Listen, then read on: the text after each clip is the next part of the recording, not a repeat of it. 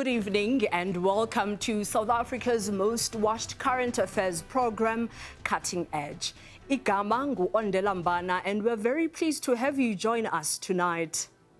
This evening's episode is about gangsterism, in particular the plight of men and women who live in communities that have been taken over by gangsters. Uluntu alusakhuselekanga ukwenza izinto zesiqhelo zemihla ngemihla ezifana nokuya ezivenkileni, ezinkonzweni, emisebenzini okanye ezikolweni. Umbuzo ngowokuba, are the police up to the task of keeping communities safe? Our producer Njabulo Shabangu visited some of these communities plagued by acts of gangsterism and filed this report. In the year 2024, 26,232 people were murdered in the country. This means that 72 people were murdered a day in South Africa. This number is extremely worrying because we're not a country at war. Or are we? When I hear a sound of a gun, it triggers, man. It triggers the memory, man. Ngimthole aphelile ikhanda lakhe ithi ngithi mhlambe ithe mabamkabhile ngoba kuthiwa bamhamba ngemoto mhlambe laphila la bekanganamehlo bekayigodi nje kuphela la bebamkhathile ngommesi. Maar ek kan nie verstaan dat hulle my kind so moet seermaak. Hoekom moet mense dit doen aan hom? Hoekom? Ek kan dit nie glo nie. Ek kan dit nie glo dat my kind geliewe het op pad van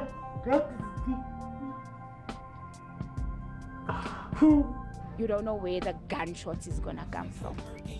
Finish this brew, you and your crew need bulletproof. Once I'm through, never seen police laughing and playing the golf and the singer that's a hole in two. Watching them move, what if he shoot? A gang war between the fast guns and the Varados has been ongoing for many years now. When night falls, the streets of Westbury, Eldorado Park, and Toekomsrus and others become killing fields. Residents of Toekomsrus, a small township on the west end of Gauteng, used to live in fear. Their once quiet neighborhood has turned into a war zone, with gunshots going off every night. And when the shooting started again, we said, you know what, we had enough now. This is where we draw the line, and this is where we're going to stand up and take our community back. It's our streets. The streets of Toekomsrus belongs to people of Toekomsrus, not to gangsterism. Okay, and today, what are you guys doing today? Okay, so what we are going to do today, we're going to leave from here now. Then we're going to a few of the hot spots that we know of. We're just going to stand there, no violence. Stand there, say a prayer in front of that yard, and just lift our placards up.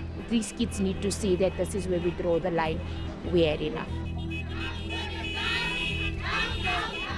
So the scripture says a house that is divided against itself, right? The Bible says it cannot stand. So you got to ask yourself the question, why do we have Varados, one umbrellas, these are the mensen? Why? Want die naam van die Here as 'n beskerming vir Toekomsrus. Vader, ons pleit by U vanmôre. Volgens 2 Kronieke 7 vers 14. This group, made up mainly of women, are taking the fight to the streets. They say they're tired of being prisoners in their own homes. Because you might be walking in the streets of Toekomsrus that once were ours. You don't know where the gunshots is gonna come from. You'll just randomly see bullets going, people running. Have you ever been so scared that in your own house you have become a prisoner? Because they shoot and the bullets goes through your window, through your roof. What is next? Rashida Abrahams has lived and done anti-gang activism work in Toekomsrus for many years now. She fears that the killings just won't stop. It started off between two gangs, and now it's ending up with innocent community members that are getting hurt, that are dying. I say, if you guys are fighting violence, gang violence, it's your problem. Sort it out. But don't involve the whole community. I can't tell you where the fight started. And when it started with a bang. It started with a bang where I stand to be corrected. I think it was 5 or 6 young people a year or 2 years back, where every week we said condolences. Every week. It brings tears in your eyes. You cry, you emotional, you scared. You're scared because you don't know who is next.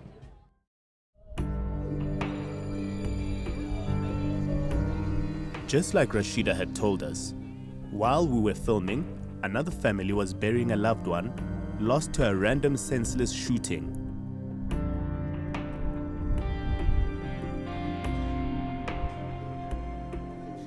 Shannon Smith relives the last moments she spent with her 24-year-old son, Shannon. Ek vra hom, Shannon, waar toe gaan jy? Nee, ma. Ek sê vir hom, jy gaan nie loop nie. Ek sê vir hom, jy gaan nie loop. So stoot ek hom terug in die kamer in. Sien jy? Hy sê, nee ma, los my. Dan gaan ek in die kamer in. Soos ek in die kamer in gaan, sluit hy die deur oop en hy's uit by die deur. On the night of March the 30th, Mrs. Smith would be woken up to hear the news every parent dreads to hear. Die girlfriend in haar klop hierso, sy val die deur oop. Ek spring nog af van die bed af om die deur oop te kom maak. Soos ek die deur nog wil oopmaak, lê sy al reeds daar binne. Dan sê sy vir my, Shannon is geskiet. Shannon Smith was shot dead in the early hours of Saturday morning outside a local tavern. Ek gaan mos nou op om te gaan kyk mos nou waar lê Shannon. Maar soos hy daar gelê, kan ons nie gesien het waar as hy geskiet nie. Hulle sê vir my, hy's in die boot en geskiet. Maar soos hy so lê, sien ek net die gaatjie by die skipper hierso. So die gaatjie, die bullet het hier ingegaan. So gaan die bullet in. The Smiths say their son was not involved in gangs, and they're still searching for answers as to why he was killed. Hy het nie eens 'n gun nie, hy het loop nie met 'n mes nie. Hy het niemand in toekomsrus het hy al seer gemaak nie. Maar ek kan nie verstaan dat hulle my kind so moet seermaak. Hoekom moet mense dit doen aan hom? Hoekom? Ek kan dit nie glo nie. Ek kan dit nie glo dat my kind geliefd is op 'n pad van dit.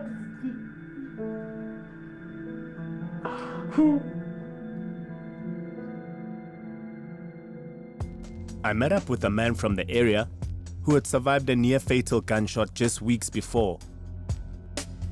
Out of fear for his life, he asked us to conceal his identity. We can call him Charlie, which is not his real name. But yes, it's gang-related. Most of it are gang-related incidents where you find shootings happening probably every day, but every week now we link somebody to rest in terms of him having lost his life. And these are young people that one is referring to, and these are possible, potential, future, who knows, athletes that we are losing. Most of them could have become something in life, and today another young man of probably age of 21 has been laid to rest, also due to the fact that he was killed due to unlicensed firearms. Because I'm saying unlicensed because these unlicensed guns that have gained the access into our communities, into our societies. The shooting has left him scarred for life. When I take a bath and I see my wound, and it haunts me. The day comes back, the day spooks in front of me. When there's a sound of a gun shooting when I hear a sound of a gun, it triggers me. It triggers the memory, man.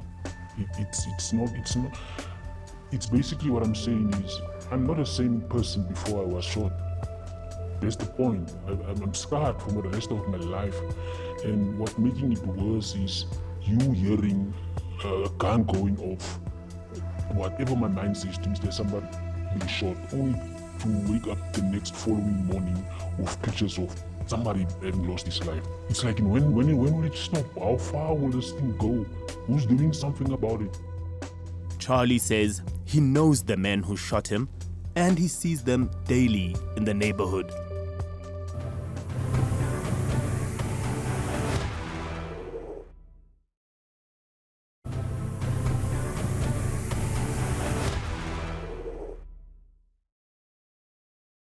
There is no available exhaustive list of the number or names of gangs that operate in Gauteng.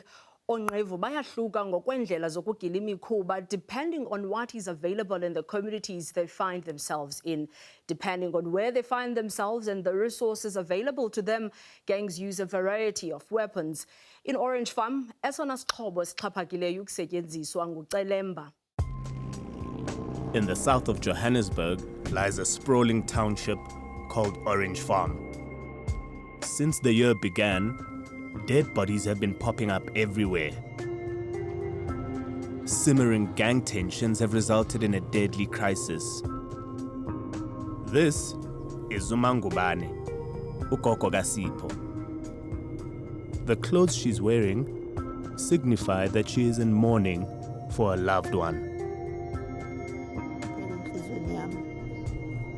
When Sipho didn't come home one night, she didn't immediately begin to worry. Mangibuye emsebenzini ngalesikhathi yena uyaphuma sekagezile.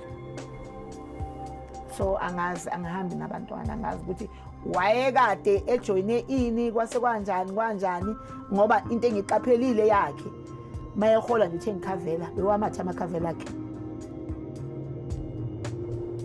Days later, there was still no sign of Usipho.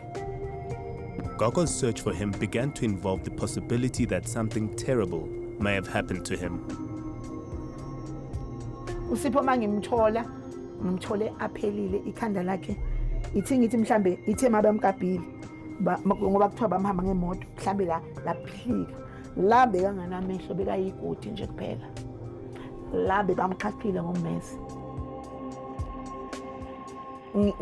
Ngivila pha nokuyobheka lapha yana ngithi bathe if wabatla utsiba ngwana hawuri kibo mangibambulayile unane right yokufuna iCID sizovula ifootage yase clinic yase Palm Springs, but what say you?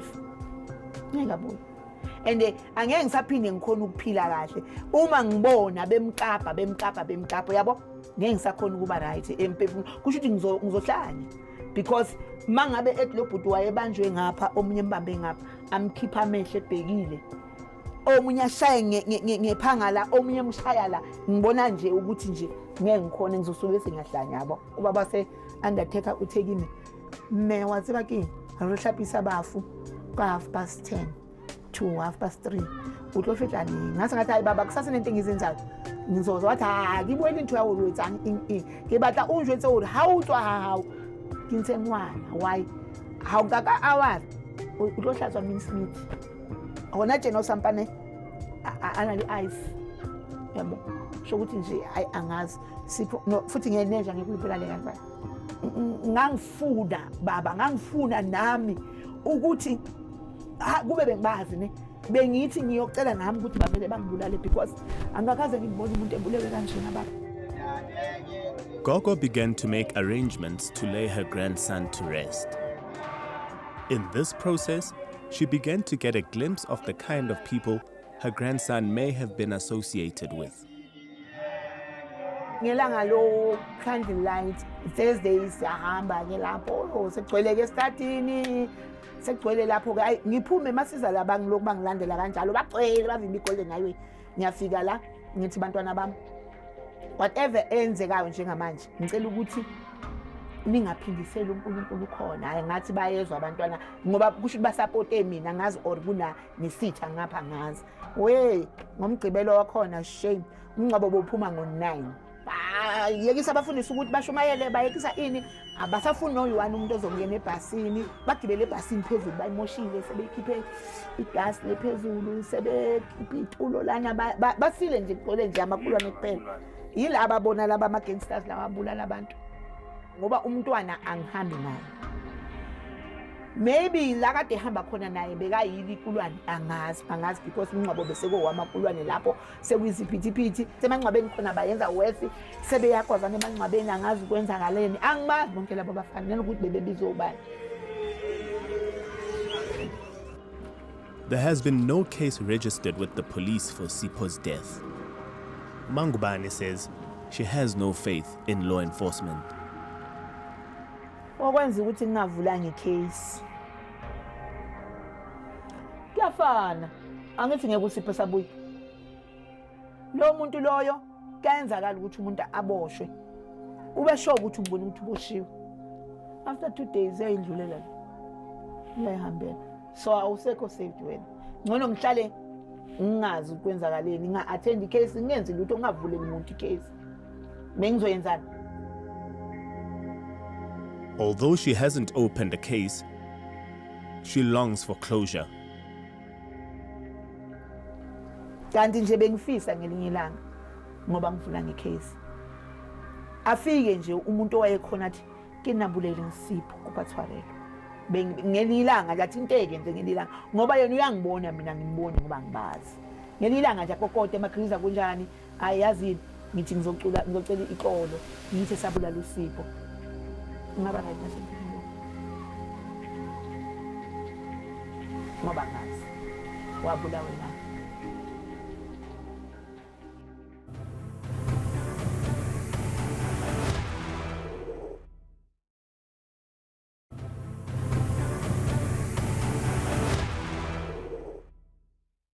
On April 16, the MEC for Education in Gauteng, Matome Chilwane, issued a statement condemning violence that has affected schools in Orange Farm. This follows numerous incidents in the area involving stabbings of students on school property. This has impacted learning and teaching and has traumatized parents and learners and teachers. Adopt a COP program, and we have deployed within the province or within the police stations, the police officials, those who are adopting the school. The Gauteng Police Commissioner says the police know the identity of the gangs at war in Toekomsrus, Eldorado Park, Reche Park, Annandale, and other townships.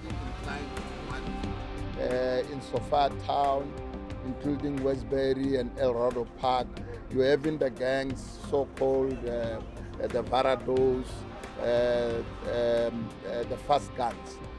Those are the names attached to those gangs. Not necessarily to say something which one have done a research on it, or there is a backup in terms of research. It is estimated that there are over 2 million illegal firearms in circulation in the country. These are mostly used to commit crimes. The firearms serial numbers, they are failed off. So you could not instantly get to say exactly to whom does this firearm belong, unless if you send it for ballistic testing. In addition to the existing SAPS anti-gang unit, the police have set up a new structure. We have set up a structure of which on a weekly basis in that structure we track, we follow incidents which have actually occurred within the province in terms of the gang-related.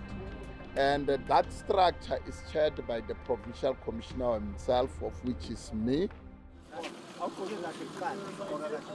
The Department of Public Safety in the province has deployed community volunteers called Public Safety Guardians to help put an end to violence in schools in the area. I must say, it's very hectic, by the way. It's very hectic. That's why you can see even now, my headlines, community is also taking actions on their hands, you understand, because they've had enough of these boys. So nothing, we are just taking this push, okay, with what is happening outside, we leave that to law enforcement. But we cannot just sit. So we are protecting the schools now so that this whole gangsterism affect. Every morning, public safety guardians search the children for contraband.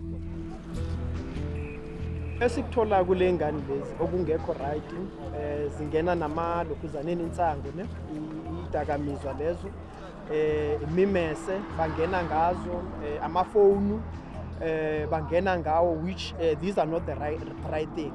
And on top of that, it's worse because of noma sekuthiwa bayaphuma ekolweni, they steal cables ey'kolweni. You can imagine that baphula neminyango bathatha ama-parts. So with us being here again, we are monitoring izinto ey'fana nalezo ukuthi kungabi nezinto ezi-harmful ezingenayo esikolweni and kungabi nezinto abazithatha esikolweni abaphuma ngazo elokishini bazise ama-scrapyards and so forth. It varies from age.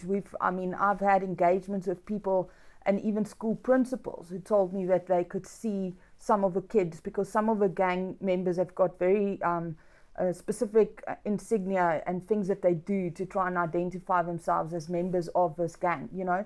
And they would even pick it up in schools where these kids would start wearing certain bands around their hands, around their arms, or they would act in a certain way. They would later on get certain tattoos, all sorts of things to identify them as part of a gang. So it starts from a very young age, probably late primary school, early high school, as young as that. And it varies all the way to much more mature people, elderly guys. Chrysanth Bosch, a member of the provincial legislature and the DA's Shadow MEC for Community Safety, has written a request to the provincial legislature to establish a committee of inquiry into the conduct of police and gangsterism in townships. This committee of inquiry would be able to rebuild that trust relationship between the police and us as a department, community safety department and committee, and to try and identify where the problem is, identify where corrupt police officers are, identify where there's a lack of resources, identify where the syndicates are operating, where there is a situation where community members can tell us of gang members that fly in, fly out, that there's a better cooperation and collaboration between the Western Cape and Gauteng to identify these gang members and to lead ultimately to a conviction. Bosch says the police are facing an uphill battle, citing human resource and infrastructure challenges. We've got, close to 90 million people probably in Gauteng, if not more. The census, I think the last census said 16 million, but that's not everyone that's documented and counted. But we've only got 144 police stations in Gauteng.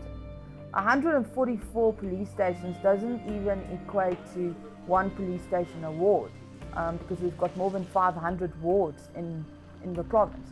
So we've got police stations, for instance, in areas like Gauteng that looks after Toekomsrus, where there's also a lot of gang violence and shootings that takes place.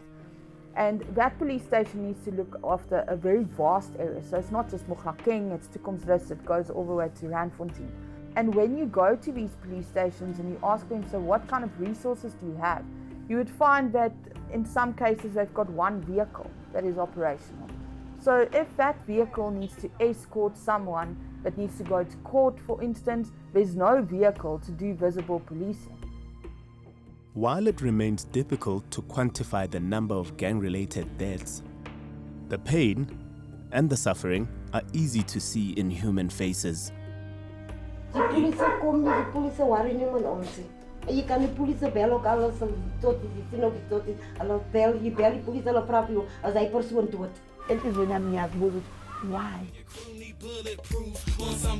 Never seen police laughing and playing the golf and the singer that's a hole in two. Watching them move. Gangsterism may seem glamorous in the beginning. It may even pay the bills for a while, but in the end, it leads to death, jail, and broken families. The South African police may not be perfect, but they exist. Use them. If you see something, say something. Call the SAPS emergency number on 10111. Remember, you can catch a repeat of tonight's episode on Wednesday at 14:30 on SABC 1.